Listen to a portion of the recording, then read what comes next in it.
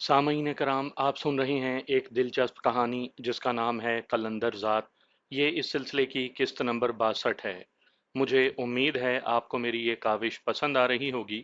आपने अगर अभी तक मेरा चैनल कहानी घर सब्सक्राइब नहीं किया तो अभी मेरे चैनल को सब्सक्राइब करके बेल नोटिफिकेशन ऑन कर लीजिए ताकि आने वाली हर नई कहानी की इत्तला बर वक्त आप तक पहुंच सके। सिक्योरिटी गार्ड्स ने अपनी गन्नें सीधी की हुई थीं कि एक ही वक्त में दो फायर हुए और वो लुढ़कते हुए सड़क पर गिर गए। उस वक्त तक बाकी कारें भी उनके इर्द गिर्द आन रुकीं और उसमें से कई एक नौजवान बाहर आ गए। गोपाल नंद ने फायर करना चाहा मगर उसे देर हो गई थी। नहीं, फायर किया तो जान से मार दूंगा। फेंक दो पिस्टल, जल्दी। जसपाल ने कहा तो उसने इर्द गिर्द देखा और मायूसाना अंदाज में पिस्टल नीचे फेंक दिया। तभी चंद नौजवान उसकी तरफ मोहतात अंदाज में बढ़े और उसे काबू में कर लिया। ड्राइवर ये सब देख रहा था। जसपाल उसके करीब गया और उसके माथे पर पिस्टल की नाल रख दी। मेरा तो कोई कसूर नहीं है। मैं तो, वो हकलाते हुए बोला तो जसपाल ने कहा, मैंने तुझे मारना भी नहीं। यहाँ से सीधे जाओ और तिवारी से कहना कि अगर वो अपने बाप का है तो मुझे पकड़ ले। जाओ, उसने कहा और पीछे हट गया तो ड्राइवर तेजी से निकला और एक जानिब को भाग उठा। गोपाल को वो काबू करके एक कार में डाल चुके थे।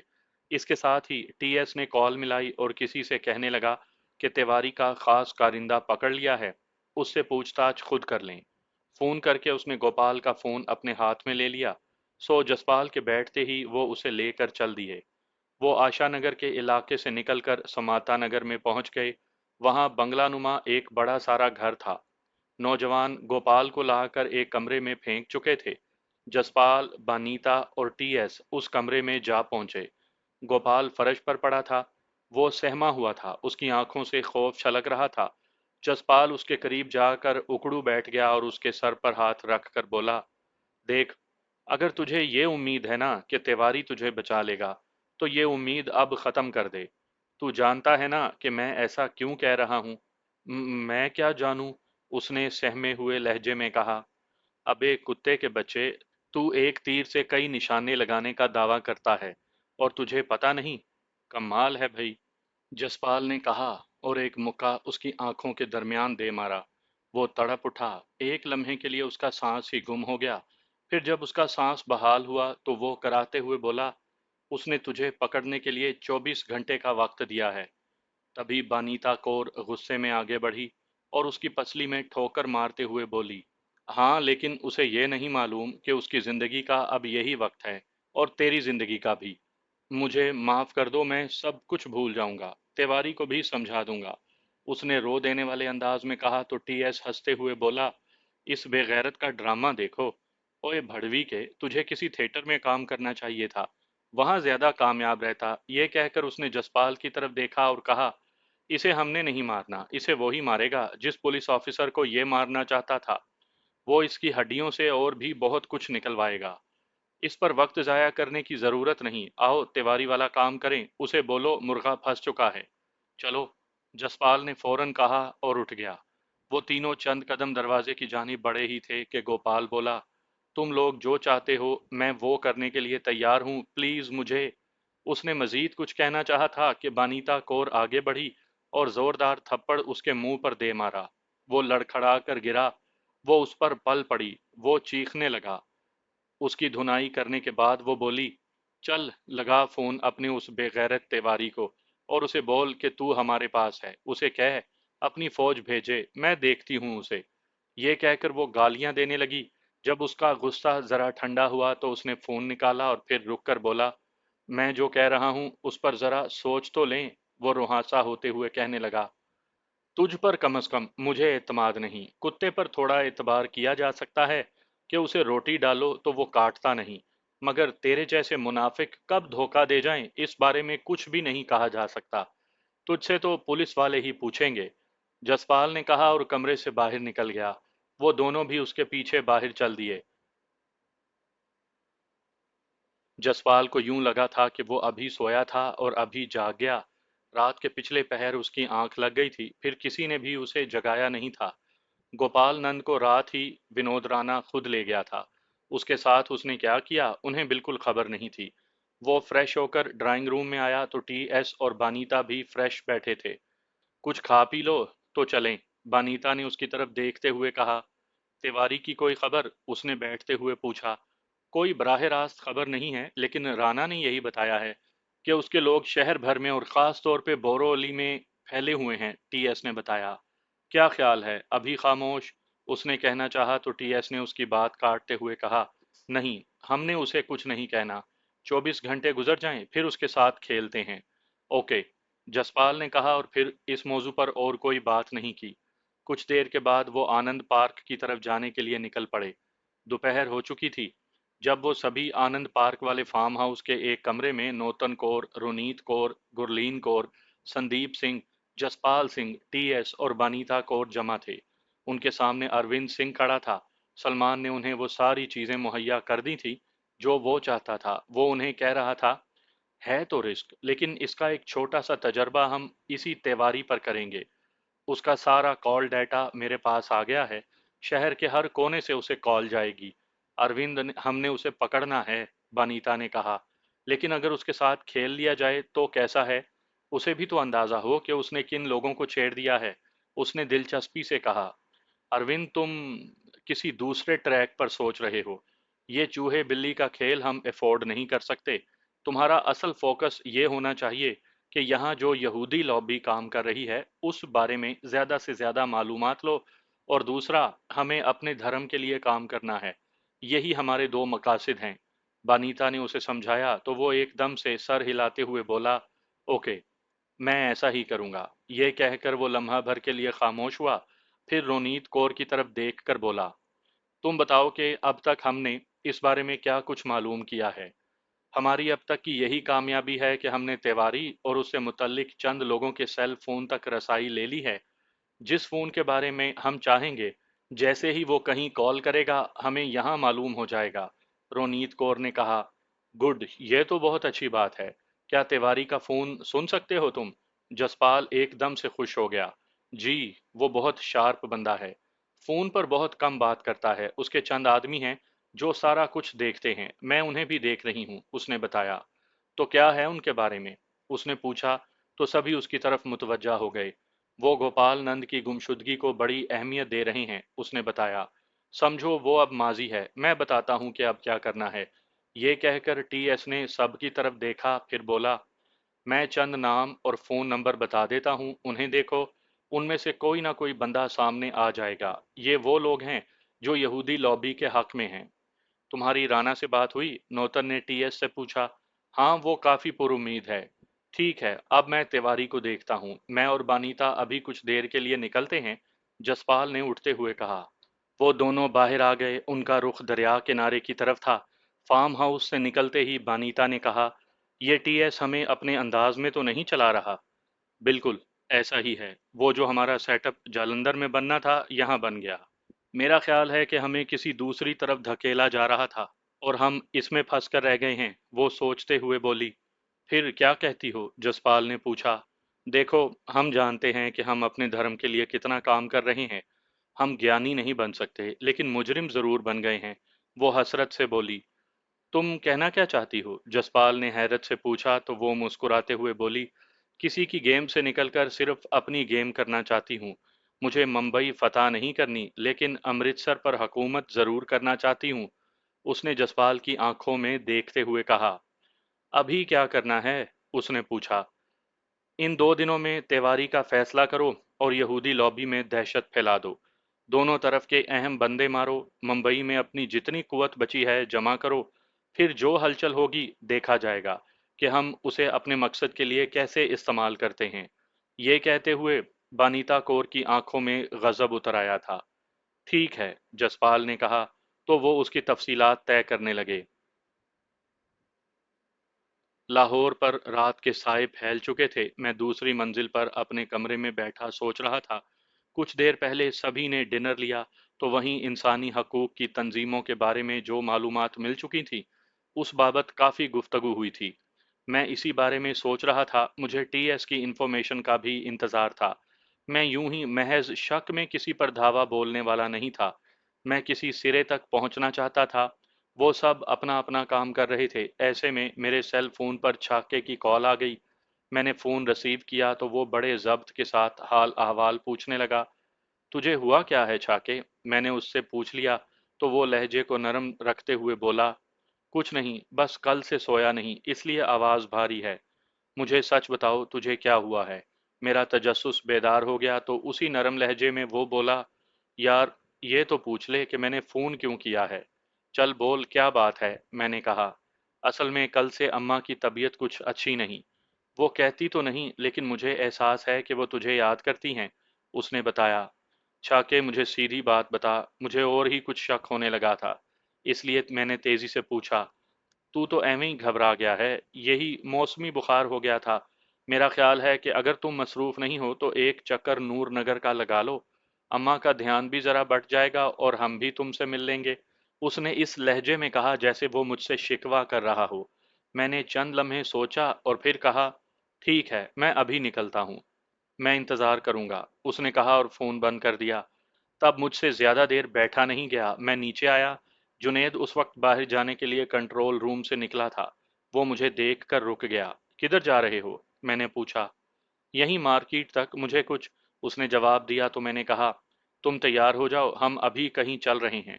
ओके, उसने सर हिलाते हुए कहा और वापस अपने कमरे की जानिब मुड़ गया। मैं कंट्रोल रूम में जाकर उन्हें जाने का कह आया। लाहौर से निकले तो रात का दूसरा पहर था। स्याह हुंडाई मेरे पैरों के नीचे थी और मैं उसे उड़ाए लिए चले जा रहा था। उस वक्त पौ फट रही थी जब मैं नूर नगर में हवेली को जाने वाले रास्ते पर मुड़ रहा था। मैं आहनी गेट तक पहुंचा तो सामने छाका खड़ा था। गेट खुल गया तो मैंने जुनेद को गाड़ी पार्क करने का कहकर खुद उतर आया। हर तरफ सकूत था। मैं आगे बढ़ा और छाके के गले लग गया। वो बड़ी गर्मजोशी से मिला। मैंने उससे पूछा, छाके, सच बताना, खैरियत ही है ना? सच्ची बात तो ये है जमाल, अम्मा बहुत बीमार हैं। तुझे बुलाने के लिए हम सब ने कहा मगर वो मानती ही नहीं। अब मुझसे रहा नहीं गया। वो रुहासा होता हुआ बोला, तूने अच्छा किया कि मुझे बुला लिया। चल आ, अम्मा से मिलते हैं। मैंने उसका हाथ पकड़ा और हवेली की जानिब चल पड़ा तो उसने भी मेरे साथ कदम बढ़ा दिए। दूसरी मंजिल के बड़े कमरे का दरवाजा अंदर से बंद था। मैंने होले से बजाया तो अंदर से अम्मा ने कहा, आ जाओ। मैंने दरवाजा खोला और अंदर चला गया। अम्मा बेड पर बैठी थीं और उनके सामने कुरान मजीद खुला हुआ था। उनके बेड से जरा फासले पर बड़ी सी चादर से अपना आप ढांपे सोहनी नमाज पढ़ने में महव थी। दुपट्टे के हाले में उसका चेहरा दमक रहा था। एक नूर था जो उससे फूट कर मुतासिर करता जा रहा था। मैं चंद लम्हे उसके चेहरे की ताब ना ला सका। मैंने अम्मा की तरफ देखा। वो मुझे देख रही थी। उन्होंने कलाम पाक बंद कर दिया था। मैं आहिस्ता आहिस्ता उनके करीब गया और उनके पांव पर अपना सर रख दिया। उन्होंने बड़े प्यार से मेरा सर उठाया, उसे चूमा और मुस्कुराते हुए बोली, खैर से आए हो ना पुत्र? जी अम्मा, बस दिल किया और आ गया, मैंने कहा। तो वो मेरे सर पर हाथ फेरते हुए बोली, चल तू मुंह हाथ धोकर ताज़ा दम हो जा, मैं ये मंजिल ख़त्म कर लूँ तो फिर तेरे साथ बातें करती हूँ। ठीक है अम्मा, मैंने कहा और खड़ा हो गया।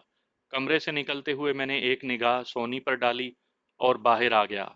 यार, अम्मा तो ठीक है, मैं तो ऐसे ही डर गया था। बाहर खड़े छाके को देखकर मैंने कहा तो वो खामोश रहा। मैं आगे बढ़ा तो उसने एक जानिब इशारा करते हुए कहा, इधर है तुम्हारा कमरा, सोनी ने रात ही बता दिया था। हम उस तरफ चल पड़े। मैं उसके साथ कॉरिडोर से गुजर रहा था तो मैंने देखा, हवेली की दाएं जानिब बाहर की तरफ एक मैदान था जहां कभी फसलें उगा करती थीं। वहां कई नौजवान लड़के और लड़कियां वर्जिश कर रहे थे। वो सभी ट्रैक सूट में थे। उन लड़के और लड़कियों के दरमियान एक लंबी दीवार थी, दोनों तरफ से देखा नहीं जा सकता था। ये क्या है? मैंने हैरत से पूछा। आओ पहले यही देख लो, उसने कहा और कॉरिडोर में आगे बढ़ गया। मैं उसके साथ सिरे तक गया तो सारा मंजर वाजिया हो गया। वो सब एक मुनज्जिम अंदाज में वर्जिश कर रहे थे। लड़कों की तरफ तानी खड़ी थी और उन्हीं के साथ पूरी तरह मसरूफ थी। मैं दिलचस्पी से देखने लगा। थोड़ी देर बदन गर्म हो जाने तक यही चलता रहा। फिर वो जोर जोर से उन्हें हुक्म देने लगी। एकदम से वो एक दूसरे के साथ लड़ने लगे। बिल्कुल रोही की तरबियत वाला अंदाज था। दूसरी जानिब लड़कियां भी वही कर रही थीं। तानी पूरे जोश के साथ कभी किसी के साथ फाइट करने लगती और कभी किसी के साथ। काफी देर तक यही चलता रहा। जहां कोई गलती करता उसे समझाती। ये मरहला ख़त्म हुआ तो उसने हिदायत देनी शुरू कर दी। कब से ये चल रहा है? मैंने पुरजोश लहजे में पूछा। काफ़ी अरसा हो गया, छाके ने जवाब दिया। सारा और उसके बेटे का क्या हाल है? मैंने पूछा तो वो बोला, वो दोनों खुश हैं, शुएब कई बार यहाँ उन्हें आकर मिल चुका है। वो दुबई में होता है, उसने सारा को लेकर जाना चाहा मगर वो गई नहीं। ओके, आओ चलें, मैंने कहा और अपने कमरे की तरफ चल दिया। मैं ताज़ा दम होकर ऊपर ही ड्राइंग रूम में आया तो सभी वहीं थे। छाका, सारा, तानी, सोहनी और अम्मा। नाश्ता तैयार था, मैं जाकर सबसे मिला। तानी ने शलवार कमीज पहन रखी थी, कुछ देर पहले वाली तानी लगती ही नहीं थी। इस वक्त मैं छाके को देखकर हैरान रह गया। उसने पतलून और शर्ट पहनी हुई थी और टाई भी लगाई हुई थी। ओए छाके, ये क्या? मैंने खुशगवार हैरत से कहा तो अम्मा ने एकदम से कहा, जमाल, आज के बाद तुमने इसे छाका नहीं कहना, इशफाक कहना है, चौधरी इशफाक। वो तो ठीक है अम्मा, पर इसे ये सिखाया किसने? मैंने पूछा। ये मेरी बेटी सारा ने सिखाया है। देखना, ये मेरा पुत्र अब बहुत बड़ा आदमी बनेगा। अम्मा ने रसान से कहा तो मैंने उसे चौधरी इशफाक कहने का पूरा इरादा कर लिया। नाश्ता खत्म होने तक बातें चलती रहीं। तभी सारा उठ गई। मुझे इजाजत, मैं दोपहर के बाद आपसे बातें करूंगी, मुझे आपसे बहुत कुछ कहना है। इस वक्त कह लो जरूरी बातें, मैंने कहा। नहीं, मुझे स्कूल जाना है, मैं पहले ही लेट हूँ। वो मुस्कुराते हुए बोली तो अम्मा बोली, ये यहाँ का सारा स्कूल संभाले हुए है, ये रहती ही वहीं स्कूल में है। ये तो छुट्टियां गुजारने यहाँ आती है हवेली में। अम्मा आप भी तो वहीं होती हैं, सारा ने कहा और चल दी। मैंने सोनी की तरफ देखा, उसके चेहरे पर एक मीठी मुस्कान थी। उसने अब तक एक लफ्ज भी नहीं कहा था। उसकी आंखों में प्यास के साथ ऐसी नादीदा लहरें फूट रही थी जिन्हें मैं कोई नाम तो नहीं दे पाया, मगर वो मुझे अपनी जानिब खींच रही थी। अम्मा, इस छाके ने फोन करके इस तरह कहा कि मैं तो डर ही गया। इसने तो, मैंने कहना चाहा तो सोनी एकदम से बोली, ठीक कहा उसने। अम्मा ठीक नहीं है। यहाँ के डॉक्टर्स ने जो कहा वो अगर सुन लें तो तुम भी परेशान हो जाओ। अम्मा हमारी नहीं सुनती। मैंने छाके से कहा कि वो तुम्हें बुलाए। क्यों, क्या हुआ? मैं एकदम से परेशान हो गया। अब मैं तफसील बताती, उसने कहना चाहा तो अम्मा ने उसकी बात काट दी। और पुत्र, मुझे कुछ भी नहीं है, ये एवं ही सब परेशान हैं। अब उम्र का भी तो तकाजा है, कमजोरी तो आएगी ही। अम्मा ने संजीदगी से कहा तो मैं खामोश रहा। फिर तानी की तरफ देखा तो उसने आंखों ही आंखों में मुझे खामोश रहने का इशारा किया। मैंने उसकी बात मान ली और इधर उधर की बातें करने लगा। अम्मा उठकर अंदर चली गईं तो सोनी उन्हें छोड़ने साथ चली गई। बात क्या है? मैंने उसकी आंखों में देखते हुए कहा तो वो चंद लम्हे खामोश रही, फिर बोली, वो आपको सोनी बता देगी। उसने कहा ही कुछ इस तरह था कि मैंने इस मौजू को एक तरफ रख दिया और मैंने फिर पूछा, ये तुमने बहुत खूब किया कि यहाँ के नौजवानों को तरबियत दे रही हो, ये ख्याल कैसे आया? मेरी मजबूरी थी, मुझे अपनी फिटनेस रखनी थी। दूसरा, यहाँ रहते हुए मैं फजूल नहीं बैठ सकती, सो मैंने अम्मा से इजाज़त ली और ये सब शुरू किया। शुरू में थोड़ी मुखालफत हुई, फिर सब ठीक हो गया। उसने मुस्कुराते हुए बताया, तुम यहाँ खुश तो हो ना? मैंने पूछा। एकदम खुश, ये कहते हुए उसके चेहरे पर 100 रंग बिखर गए। मैं समझ रहा था कि उसे यहाँ की सिक्योरिटी का पूरा एहसास था। मैं उससे बातें कर रहा था कि सोनी आ गई। वो आते ही मेरे सामने वाले सोफे पर बैठ गई और मेरी तरफ देख कर बोली, अम्मा बहुत सीरियस हैं, डॉक्टर ने बताया है कि एक ही वक्त में उन्हें दो तरह के मर्ज लाहक हो गए हैं, एक दिल और दूसरा उन्हें हाई ब्लड प्रेशर है। मुझे पहले क्यों नहीं बताया? मैंने कहा तो वो बोली, अम्मा ने मना किया था। वो तो अब भी नहीं चाहती थी कि तुम्हें बताया जाए, बस दवा खा ली तो ठीक। तो फिर तुम तैयारी करो, अम्मा को किसी भी बाहर के मुल्क लिए चलते हैं। इस पर तो कोई दूसरी राय नहीं हो सकती ना? मैंने फैसला कुन लहजे में कहा तो वो बोली, मैं पता नहीं कितनी बार कह चुकी हूँ, वो नहीं मानती। तुम्हें इसीलिए बुलाया है, तुम कहो तो शायद मान जाएं। ठीक है, मैं बात करता हूँ, मैंने कहा तो उठकर अंदर की जानिब जाने लगा। तब सोनी ने मुझे रोक दिया। इस वक्त वो दवा के जेर असर हैं और सोने लगी हैं, अगर जगाया तो उनकी तबीयत। ठीक है, मैं शाम को बात करूंगा, मैंने कहा और बाहर की तरफ चल दिया।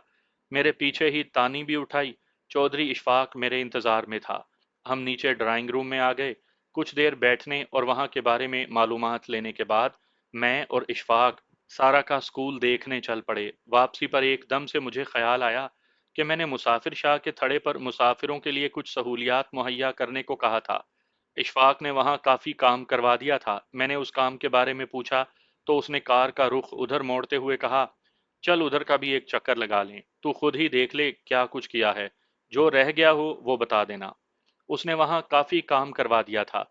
एक तरफ कमरों की कतार थी और उसके साथ बरामदे थे, जहां मुसाफिर कुछ देर बैठकर सुकून ले सकते थे। पानी का बेहतरीन इंतजाम कर दिया गया था। बस अब यहाँ बिजली पहुंच जाए तो मजीद बेहतर हो जाएगा। मेरे ख्याल में वो जल्द लग जाएगी, इशफाक ने बताया। फिर एक तरफ इशारा करके बोला, वो देखो, काफी कतार पर घास लगवा दी है, लेकिन ये सब्ज तभी होगी जब यहाँ ट्यूबवेल लग जाएगा। वो बता रहा था, लेकिन मैं वहां खड़ा देख रहा था। कुएं पर चंद लड़कियां पानी भरने आई हुई थी। मैंने देखा मुसाफिर शाह के मैदान के एक सिरे पर बड़ी रंगीन झोंपड़ियां बनी हुई थीं। बिलाशुबा ये वहीं से आई थीं। मैंने गौर किया, वो खाना बदोश नहीं थी। खाना बदोश जो हर तरह का जानवर, कुत्ते, बिल्ले, खंजीर तक खा जाते हैं, मुकामी जबान में उन्हें बोरिए कहा जाता है। उनमें एक तरह की नफासत थी, यही शय मुझे उनमें दिलचस्पी पैदा कर रही थी। जब वो पानी भर चुकी तो मैंने आगे बढ़कर उनमें से एक बड़ी लड़की से कहा, वो सामने झोंपड़ियां तुम लोगों की हैं? हाँ, हमारी हैं, उसने तस्दीक की। उसका लहजा अंदरून रोही और सिंधी का मिला जुला तासुर दे रहा था। तुम में जो बड़ा बुजुर्ग है ना, उसे यहाँ भेजो, मैं उससे कोई बात करना चाहता हूँ। मैंने कहा तो उन्होंने कोई जवाब दिए बगैर घड़े सर पर उठाए और तेज कदमों से चल दी। मैं मुसाफिर शाह के थड़े पर बैठ गया था। इशफाक भी जरा फासले पर मेरे पास बराजमान हो गया। कुछ देर के बाद झोंपड़ियों से एक लंबे कद का पतला सा आदमी निकला। उसने हमारी तरफ देखा और लंबे लंबे डग भरता हुआ चल पड़ा। उसने गेरवे रंग का कुर्ता और सफेद धोती बांध रखी थी। सर पर सफेद भारी पगड़ी थी। अहम बात यह थी कि उसके कपड़े साफ और धुले हुए थे, खाना बदोशों की तरह मैले कुचैले नहीं थे। उसके पीछे तीन मुख्तलिफ उम्र के नौजवान भी आते दिखाई दिए।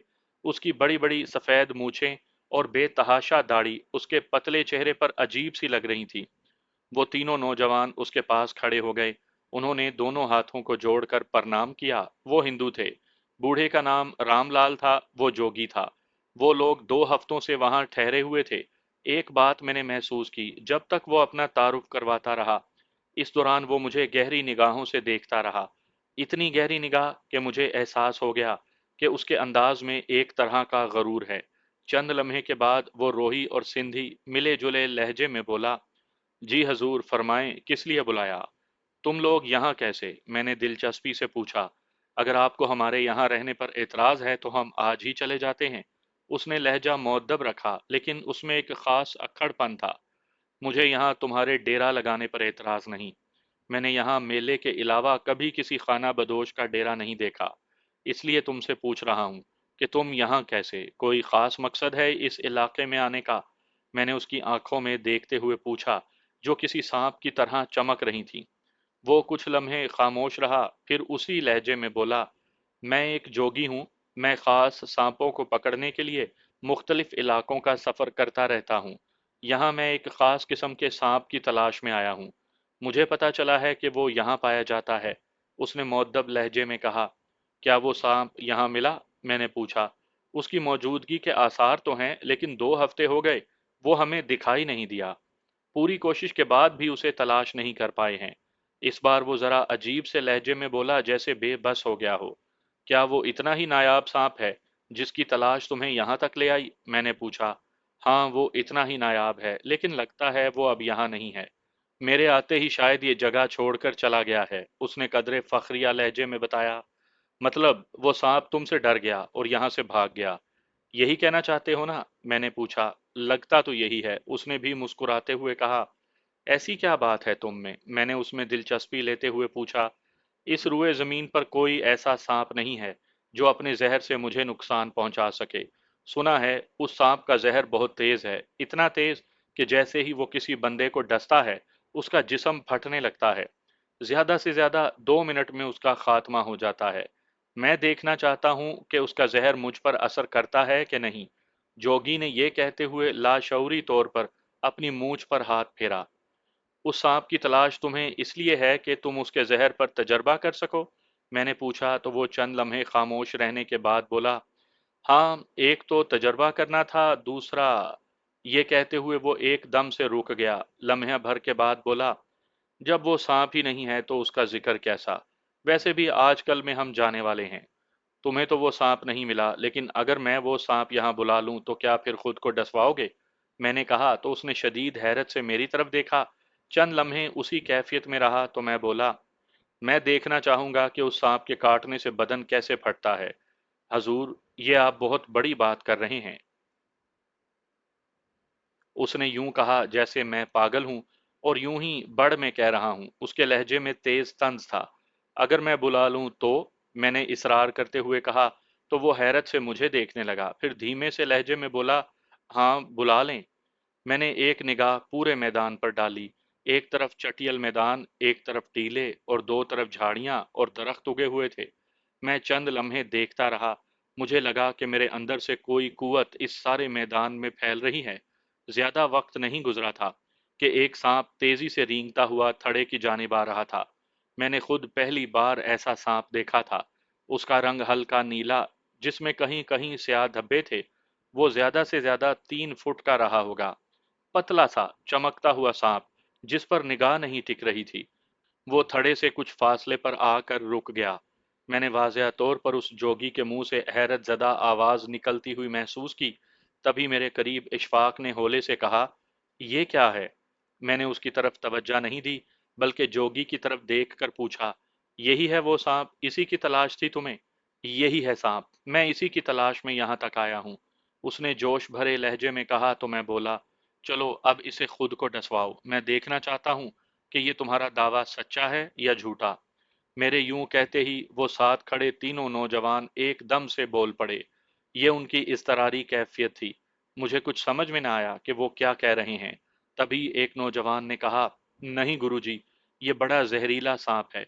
इसका डसा पानी तक नहीं मांग सकता। ये खतरा मोल नहीं ले सकते हम। बस पकड़ लें इसको। ऐसे नहीं पकड़ सकते तुम इसे। अपने आप को डसवाओ तो पकड़ो। मैंने जरा सख्त लहजे में कहा तो जोगी ने मेरी तरफ देखा, फिर अपने नौजवानों की तरफ देखकर बोला, नहीं, मुझे कुछ नहीं होगा। जोगी सांप पकड़ने को आगे बढ़ा तो सांप गजबनाक हो गया। उसकी फुनकार में शिद्दत थी। वो सभी चौकन्ना थे, लेकिन किसी की भी हिम्मत नहीं पड़ रही थी कि आगे बढ़कर उसे अपने हाथ में ले लें। तभी जोगी ने हौसला पकड़ा और सांप पर हाथ डाल दिया। वो सांप उसके हाथ से लिपट गया। वाजिया नजर आ रहा था कि सांप ने उसे डस लिया था, क्योंकि उसके माथे पर एकदम से पसीना बहने लगा था। उसकी आंखें बंद होने लगीं। वो झूमने लगा जैसे उसे सांप के डसने से सरूर आ रहा हो। वो अपने पांव से हिल गया। उसके चेले बालके उसे इस तरह देख रहे थे जैसे कोई शय हाथ से निकली जा रही हो। चंद मिनटों तक वो इसी कैफियत में रहा, फिर उसे होश आने लगा। यहाँ तक कि वो नॉर्मल हालत में मेरे सामने खड़ा था और मुस्कुरा रहा था। बहुत जहरीला है ये सांप, जैसा सुना था वैसा ही पाया। वो जोगी खुश होते हुए बुड़बुड़ाया, ये तजर्बा तुमने कर लिया कि इसमें कितना जहर है। अब छोड़ दो इसे। नहीं, ये नायाब सांप मुझे चाहिए। मैं इसे अपने साथ लेकर जाऊंगा। क्या करना है तुमने सांप का? क्यों चाहिए तुम्हें? मैंने पूछा तो वो खामोश रहा, जैसे वो मुझे बताना ना चाहता हो। कुछ देर के बाद मैंने फिर पूछा, तुमने बताया नहीं कि तुम्हें ये सांप क्यों चाहिए? मैंने पूछा, हजूर, आप क्या करेंगे पूछकर? मुझे सांप मिल गया। उसने खुशी भरे लहजे में कहा, हो सकता है अब ये तुम्हारे काम का ना रहा हो। इसने तुम्हें एक बार डस लिया है। मैंने पूछना चाहा तो वो बड़े गरूर से बोला, नहीं, ये एक ही वक्त में कई बार डस सकता है। हर बार इसका असर इतना ही रहता है। मैंने जो इससे काम लेना है वो ले लूंगा, लेकिन तुम्हें बताना होगा कि ये किस मकसद के लिए लेकर जाओगे, क्या काम लोगे इससे। मैंने इसरार करते हुए कहा तो उसने सरूर में आते हुए बड़े गरूर से कहा, मैं मानता हूं कि तुमने सांप को यहां बुला लिया, कुछ तो हो, लेकिन अगर इससे डसवा लो तो मैं बता दूंगा। ऐसा है तो लाओ। मैंने मुस्कुराते हुए कहा तो उसने अपना वो हाथ आगे किया जिसमें उसने सांप पकड़ा हुआ था। मैंने उसे पकड़ा और अपने हाथ पर रख लिया। सांप की फितरत है डसना। उसने मुझे डस लिया, लेकिन अगले ही लम्हे वो खुद बल खाने लगा। मैंने उसे जमीन पर फेंक दिया। वो जोगी हैरत और गम में जोर जोर से चीखने लगा, ये क्या हो गया? ये मर गया, ये तो मर गया। वो जमीन पर पड़े हुए सांप पर हाथ फेरने लगा। तुम्हें कैसे पता ये मर गया? मैंने कहा तो वो उसी तरह दुख भरे लहजे में बोला, जब सांप उलट जाए तो वो मर जाता है। नहीं, ये अभी मरा नहीं। जिस तरह सांप के जहर ने तुम्हें हिलाकर रख दिया था, इसी तरह जब सांप ने मुझे डसा तो वो खुद बेखुद हो गया। इंतजार करो, अभी होश में आ जाएगा। ऐसा है, क्या मैं इसे अपने साथ ले जा पाऊंगा? वो एकदम खुशी से बोला। हाँ, ऐसा ही है, लेकिन उसी वक्त ले जा सकोगे जब तुम मुझे ये बताओगे कि इसका करना क्या है। मेरी बात सुनकर वो चंद लम्हे खामोशी से खड़ा सोचता रहा। उसके बाल के भी अदब से एक तरफ होकर खड़े थे। कुछ देर के बाद उसने सांप पर निगाहें टिकाते हुए कहा, मुझे इसका जहर चाहिए। इसके जहर में खास नायाब किस्म के जुज हैं। मेरा एक बेटा बहुत बड़ा केमिस्ट है। मुझे नायाब सांप ढूंढने का शौक है, तो उसे जहर की खासियतों पर तजर्बात करने का जुनून है। उसने बहुत सारी इख्तरा कर ली हैं, ये सांप उसे चाहिए। और वो ये सारा काम दौलत बनाने के लिए कर रहा होगा। उसे ये कोई गर्ज नहीं होगी कि इंसानियत के लिए क्या अच्छा है क्या बुरा। मेरे यूं कहने पर वो खामोश रहा। मैंने सांप की तरफ देखा, वो सीधा होकर मामूली सी हरकत में था। मैंने सांप की तरफ इशारा करते हुए कराहत से कहा, उठाओ इस सांप को और ले जाओ। वो मेरी तरफ देखने लगा। मेरे लहजे में ऐसा कुछ था कि वो एकदम से घुटनों के बल बैठ गया। उसने दोनों हाथ जोड़े और गिड़गिड़ाता हुआ बोला, मुझे खुद पर बहुत जाम था, बड़ा नाज था। मुझे उसी वक्त समझ जाना चाहिए था जब आपने सांप को बुलाया। मैं समझ गया हूँ, आप बहुत बड़े ज्ञानी हो। बस मुझे अपने चरणों में जगह दे दो, मेरे लिए इतना ही काफी है। क्यों? क्यों रहना चाहते हो तुम यहाँ? तुम्हें सांप चाहिए, ले जाओ। और चाहिए तो मजीद ले जाओ। मैंने यूं कहा जैसे ये अब कुछ भी अहमियत ना रखते हों। वो मजीद गिड़गिड़ाने लगा। मैं उसे कुछ देर तक देखता रहा, फिर कहा, तुम ठीक समझे हो। आज के बाद तेरे बेटे के हाथ में वो असर नहीं रहेगा, और ना तुम में ये सलाहियत। एक छोटे से सांप का जहर तुम्हें मार सकता है। रहम हजूर, रहम। वो गिड़गिड़ाने लगा। यहाँ रहो, अपने बेटे को बुलाओ, वो मुझे मुतमईन करेगा तो ही मैं कुछ कह सकूंगा। जाओ, अपने सब लोगों को उन कमरों में ले आओ। मैंने कहा और उठ गया। जैसे आपका हुक्म सरकार, उसने कहा और सीधा होकर खड़ा हो गया। उसने अपने चेले और बालकों को इशारा किया। वो फौरी पलट गए। बज़ाहिर वो मामला खत्म हो गया था, लेकिन एक बेचैनी मेरे अंदर अब भी थी। मुझे सुकून नहीं आ रहा था। तभी मैंने उस जोगी से पूछा, यहाँ इस मैदान में या इसके इर्द गिर्द तुम लोग ही हो या कोई दूसरा भी है? यहाँ तो हम लोग ही हैं, हम सब आपस में रिश्तेदार हैं। हमारे घर शहर में हैं, लेकिन इस तरह रहना हमारी मजबूरी है कि हम सांप। उसने मजीद कहना चाहा, मगर मैंने उसकी बात काटते हुए पूछा, नहीं, तुम लोगों के अलावा कोई और है इस इलाके में? मेरे यूं कहने पर वो एकदम से चौंका, मेरी तरफ देखने लगा, फिर बोला, एक मलंग है, उस तरफ बड़े दरख्त के नीचे बैठा हुआ। वो हमारे आने से पहले का वहां बैठा हुआ है, वहीं रहता है। हमने कभी उसे इधर यहाँ आते नहीं देखा। उसके मामूलात क्या हैं ये भी नहीं पता। क्या अब वो वहां पर होगा? मैंने पूछा। पता नहीं, उसने जवाब दिया। तो मैं उसकी जानिब देखने लगा। मुझे काफी कुछ महसूस होने लगा था। मैंने जमीन पर पड़े हुए सांप को देखा और उसकी तरफ इशारा करते हुए कहा, जाने दो इसे, फिर जब चाहे बुला लेंगे इसे। तुम्हें तो सिर्फ इसका जहर ही चाहिए ना, वो मिल जाएगा। मैंने कहा और उस सिमत चल पड़ा जिस तरफ उस मलंग के होने का जोगी ने बताया था। इस पूरे मैदान में बरगद का दरख्त सिर्फ मुसाफिर शाह के थड़े की ही पास था, या फिर वो बरगद का दरख्त था जिसके नीचे वो मलंग गधड़ी बिछाए बैठा था। उसके करीब ही कुछ बर्तन पड़े थे। दो एक पोटलियां थीं, करीब ही एक बकरी बंधी थी जिसके आगे काफी सारा चारा पड़ा हुआ था। उसके सामने मिट्टी का एक बड़ा सा कूंडा धरा हुआ था जिसमें वो पूरे जज़ब से उस भंग की तरफ मुतवज्जा था। मैं उसके करीब चला गया तो उसने सर उठाकर मेरी तरफ देखा। बाबा, मुझे प्यास लगी है, पानी तो पिलाओ। मलंग ने हाथ रोक कर मेरी तरफ देखा। उसकी आंखें सुर्ख हो रही थी। वो चंद लम्हे मेरी तरफ देखता रहा, फिर बोला, जो पानी था वो मैंने इस कुंडे में डाल लिया। अब मेरे पास तो यही है, अगर तुम चाहो तो ये पी लो। उसने तंजिया लहजे में भंग की तरफ इशारा किया, जैसे वो मुझे पीने के लिए उकसा रहा हो। इसीलिए मैंने पूछा, क्या ये कोई खास शय है जो मैं पी नहीं सकता? ये भंग है जो मैं घोट चुका हूँ, शायद ये तेरे जैसे लोगों के बस की बात नहीं। क्या होता है इसमें? मैंने मुस्कुराते हुए पूछा। होना क्या है, नशा कर देती है ये भंग। ये मेरी तरह के रंध ही पी सकते हैं। उस मलंग ने यूं कहा जैसे मेरी उसके सामने कोई हैसियत ही ना हो। मुझे तुम्हारी भंग से कोई गर्ज नहीं, और ना इस नशे से कोई मतलब। मैं तो इसे पानी समझकर पी लूंगा। देते हो क्या मुझे? हाँ हाँ, आओ बैठो यहाँ मेरे सामने। उस मलंग ने फिर उसी इस्तेहजाइया लहजे में कहा, तो मैं आगे बढ़कर उसके सामने जमीन पर बैठ गया। हमारे दरमियान कूंडा धरा हुआ था जिसमें लबालब भंग पड़ी हुई थी। उसने बड़ी नफासत से मिट्टी का प्याला उठाया, उसे लबालब भरा और एक ही सांस में पी गया।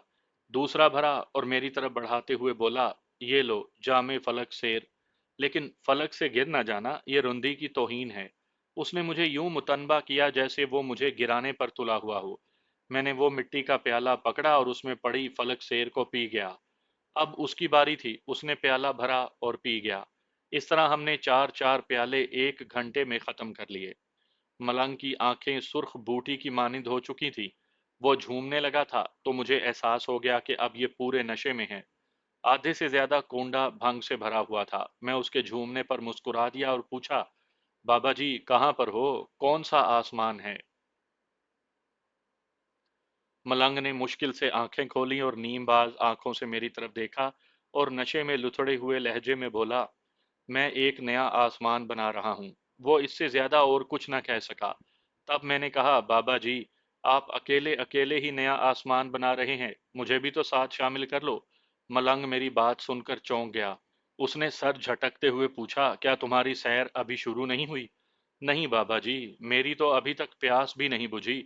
मैंने सैर क्या खाक करनी है। अगर इजाजत दें तो ये बाकी पड़ी फलक सैर पी लूं या अभी आप पियेंगे? उसने लाचारी वाले अंदाज में हाथ हिलाकर इजाजत दे दी।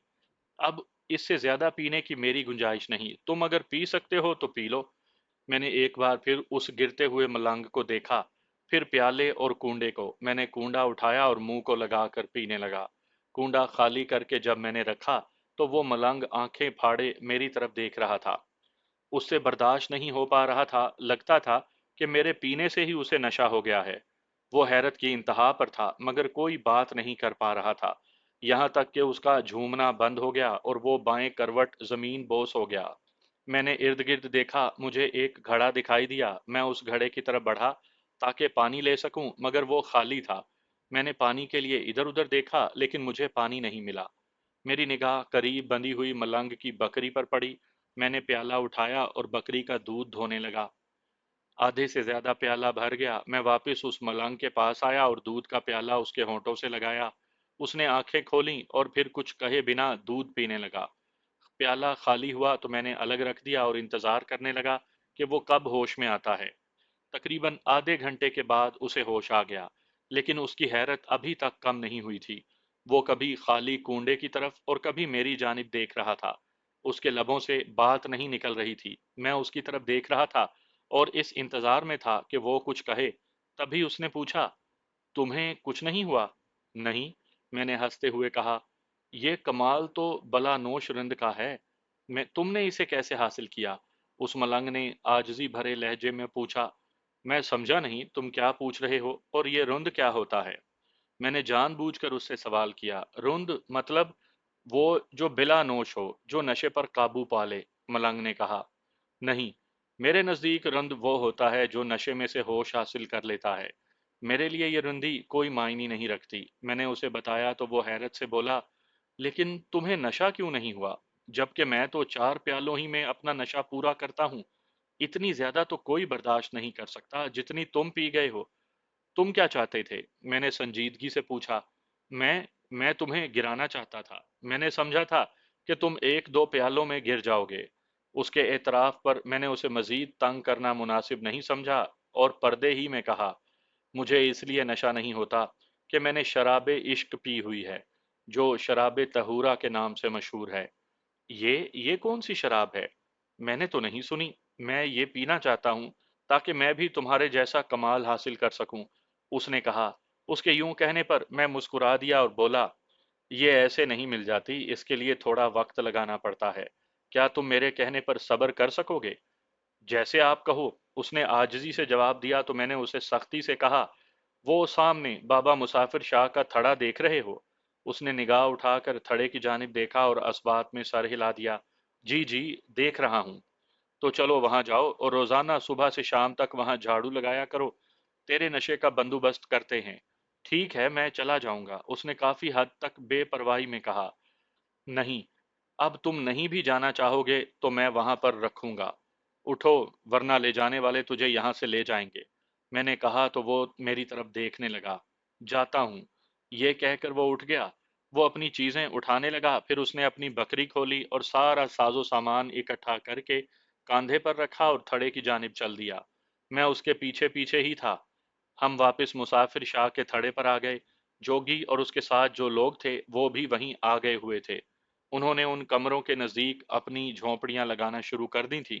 میں نے جوگی کو اپنے پاس بلایا اور اس ملنگ کے بارے میں ہدایات دیں۔ اس نے وہ سب غور سے سنا اور عمل کرنے کی یقین دہانی کروا دی۔ تب میں اشفاق کو لے کر وہاں سے گاؤں کی طرف چل پڑا۔